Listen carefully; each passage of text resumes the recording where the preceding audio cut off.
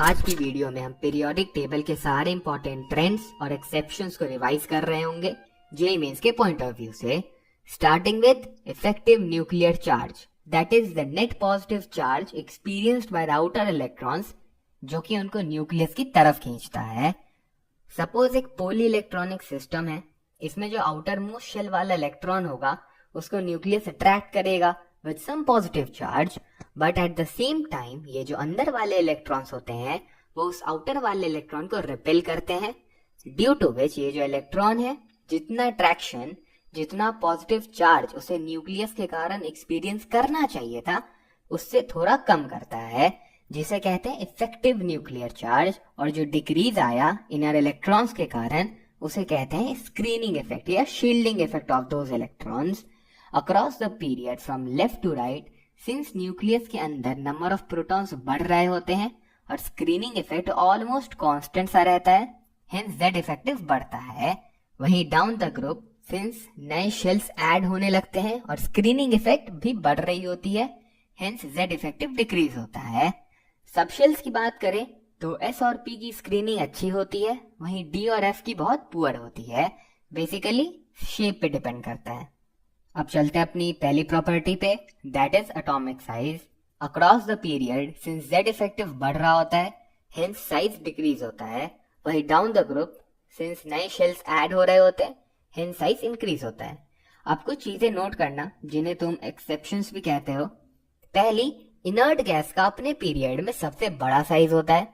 जैसे second period में जैसा हमने पढ़ा, लेफ्ट टू राइट जाने पे साइज डिक्रीज होना चाहिए। लिथियम से फ्लोरीन तक होता भी है, बस neon being the noble gas सबसे बड़े साइज का हो जाता है।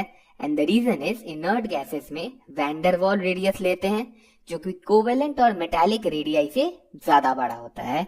सेकेंड पॉइंट इज, ऐसे तो गैलियम का साइज एल्यूमिनियम से ज्यादा होना चाहिए था, बट एक्चुअली में गैलियम का साइज छोटा होता है। द रीजन इज गैलियम में है 10 3D इलेक्ट्रॉन्स जिनकी स्क्रीनिंग बहुत पुअर होती है, जिसके कारण इफेक्टिव न्यूक्लियर चार्ज बढ़ जाता है और साइज डिक्रीज हो जाता है। Third point is 3D series में अक्रॉस द पीरियड साइज पहले एज यूजुअल डिक्रीज करती है बिकॉज जेड इफेक्टिव डोमिनेट कर रहा होता है ओवर स्क्रीनिंग इफेक्ट। फिर साइज नियरली इक्वल रहता है बिकॉज दोनों फैक्टर्स बैलेंस आउट हो जाते हैं। लास्ट में साइज बढ़ने लगता है बिकॉज स्क्रीनिंग इफेक्ट डोमिनेट करने लग जाती है over Z effective. Fourth point is, कायदे से 5D सीरीज का साइज 4D सीरीज के साइज से ज्यादा होना चाहिए था, बट एक्चुअली में दोनों का साइज नियरली इक्वल रहता है। The reason is similar to that of the second point, poor screening of 4s electrons, जिसे लैंथेनॉइड कॉन्ट्रैक्शन भी कहते हैं। इसके बारे में मैंने डिटेल में DNF ब्लॉक में पढ़ाया हुआ है, तुम देख सकते हो। अगर हम आयंस के साइज की बात करें तो सेम एलिमेंट के लिए एनायन का साइज न्यूट्रल से ज्यादा होता है और कैटायन का साइज उससे कम। आइसोइलेक्ट्रॉनिक स्पीशीज के लिए size is inversely proportional to atomic number. Isoelectronic species, if you don't know, ऐसे स्पीशीज होते हैं जिनमें सेम नंबर ऑफ इलेक्ट्रॉन्स हो। हाइड्रेटेड रेडियाई की बात करें तो वो मैंने बहुत डिटेल में तुम्हें केमिकल बॉन्डिंग में पढ़ाया हुआ है, तुम देख सकते हो। Thumb rule is hydrated radii is directly proportional to charge density. आगे बढ़ते अपने नेक्स्ट प्रॉपर्टी पर, दैट इज आयोनाइजेशन एंथैल्पी। किसी भी एलिमेंट के एक आइसोलेटेड गैसियस एटम में से सबसे लूजली बाउंडेड इलेक्ट्रॉन को बाहर निकालने में जो एनर्जी लगेगी वो उस एलिमेंट की आयोनाइजेशन एंथैल्पी हो जाएगी। जैसे Na में से हमने एक इलेक्ट्रॉन निकाल दिया तो बना Na+, इसमें लगी आयोनाइजेशन एंथैल्पी 1। अब Na+ में से अगेन हमने एक इलेक्ट्रॉन निकाल दिया तो बना Na2+, इसमें लगी आयोनाइजेशन एंथैल्पी 2। ऐसे ही करके सक्सेसिव आयोनाइजेशन एंथैल्पीज निकाल सकते हैं।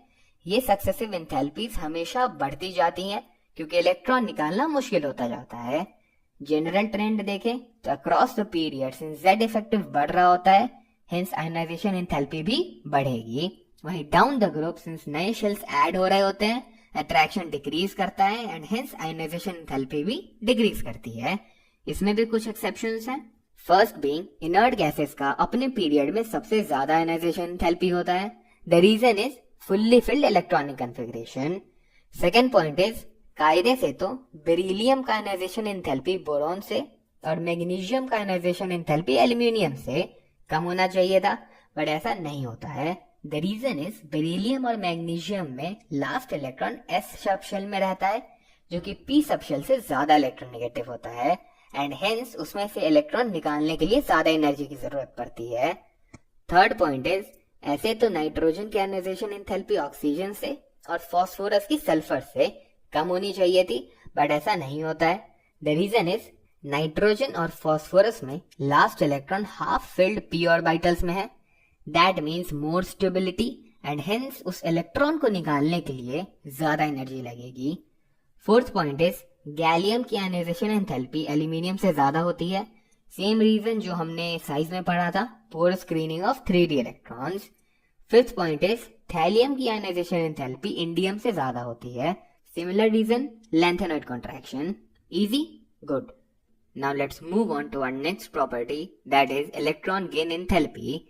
किसी भी एलिमेंट के एक आइसोलेटेड गैसियस एटम में एक इलेक्ट्रॉन को ऐड करने पे जो एनर्जी रिलीज होगी वो उस एलिमेंट की इलेक्ट्रॉन गेन एंथैल्पी हो जाएगी। जैसे Cl में हमने एक इलेक्ट्रॉन ऐड कर दिया तो बना Cl-, इसमें डेल्टा EgH1 एनर्जी रिलीज हुई। मोस्ट ऑफ द केसेस में एनर्जी रिलीज ही होती है, इसीलिए पहली electron gain enthalpy generally negative होती है। अब Cl- में अगेन हमने एक इलेक्ट्रॉन ऐड कर दिया तो बना Cl2-। इस प्रोसेस में हमेशा एनर्जी लगेगी क्योंकि हम एक ऑलरेडी नेगेटिव स्पीशीज में इलेक्ट्रॉन ऐड कर रहे हैं, and hence second electron gain enthalpy हमेशा पॉजिटिव होती है। जनरल ट्रेंड देखें तो across the period since Z effective बढ़ रहा होता है, हेंस इलेक्ट्रॉन गेन एंथैल्पी भी बढ़ेगी। वहीं डाउन द ग्रुप सिंस नए शेल्स ऐड हो रहे होते हैं, अट्रैक्शन डिक्रीज करता है and hence electron gain enthalpy भी डिक्रीज करती है। इसमें भी कुछ एक्सेप्शंस हैं। फर्स्ट बीइंग इनर्ट गैसेस की इलेक्ट्रॉन गेन एंथैल्पी 0 या पॉजिटिव होती है। द रीजन इज उनका फुल्ली फिल्ड इलेक्ट्रॉनिक कॉन्फ़िगरेशन। अब यहाँ पे तुम्हें सेकंड और थर्ड पीरियड के एलिमेंट्स के इलेक्ट्रॉन गेन एंथैल्पी का ऑर्डर याद ही रखना पड़ेगा, कॉज बहुत इरेगुलर ऑर्डर रहता है। Reason being electronic configuration. Fourth point is, chlorine की इलेक्ट्रॉन गेन एंथैल्पी फ्लोरीन से ज्यादा होती है। द रीजन इज, क्लोरीन के पास है vacant d orbital, that is electron रखने की जगह, इसीलिए इजीली इलेक्ट्रॉन गेन कर लेता है एंड हेंस ज्यादा एनर्जी रिलीज होती है। फिफ्थ पॉइंट इज, ऑक्सीजन की इलेक्ट्रॉन गेन एंथैल्पी सल्फर से कम होती है। द रीजन इज, ऑक्सीजन के स्मॉल साइज के कारण इंटर इलेक्ट्रॉनिक रिपल्शन ज्यादा होता है, इलेक्ट्रॉन गेन करना मुश्किल हो जाता है and hence energy come release होती है। अब आगे बढ़ते अपनी नेक्स्ट प्रॉपर्टी पर, दैट इज इलेक्ट्रोनेगेटिविटी। किसी भी एलिमेंट की शेयर्ड पेयर ऑफ इलेक्ट्रॉन्स को अपनी तरफ खींचने की टेंडेंसी को इलेक्ट्रोनेगेटिविटी कहते हैं। जैसे HCl में Cl ज्यादा इलेक्ट्रोनेगेटिव होने के कारण शेयर्ड पेयर ऑफ इलेक्ट्रॉन्स को अपनी तरफ खींच लेता है। जनरल ट्रेंड देखें तो across the period since Z effective बढ़ रहा होता है, हेंस इलेक्ट्रोनेगेटिविटी भी बढ़ेगी। वहीं डाउन द ग्रुप सिंस नए शेल्स ऐड हो रहे होते हैं, अट्रैक्शन डिक्रीज करती है एंड हेंस इलेक्ट्रोनेगेटिविटी भी डिक्रीज करती है। अगर हम आयंस की बात करें तो सेम एलिमेंट के लिए जितना ज्यादा पॉजिटिव चार्ज उतनी ज्यादा इलेक्ट्रोनेगेटिविटी, एंड जितना ज्यादा नेगेटिव चार्ज उतनी कम इलेक्ट्रोनेगेटिविटी। हमारा आखिरी प्रॉपर्टी रहता है नेचर ऑफ ऑक्साइड्स, जो कि एसिडिक, बेसिक, न्यूट्रल और एम्फोटेरिक हो सकते हैं। नॉन मेटल के ऑक्साइड्स एसिडिक होते हैं, मेटल के ऑक्साइड्स बेसिक होते हैं। कुछ ऑक्साइड्स न्यूट्रल होते हैं जैसे NO, CO, N2O, एंड कुछ ऑक्साइड्स एम्फोटेरिक होते हैं जैसे Al2O3, ZNO और V2O5। ये एसिडिक और बेसिक दोनों होते हैं। एसिडिक स्ट्रेंथ का ट्रेंड देखें, across the period since non metallic character बढ़ रहा होता है, हेंस एसिडिक स्ट्रेंथ भी बढ़ेगा।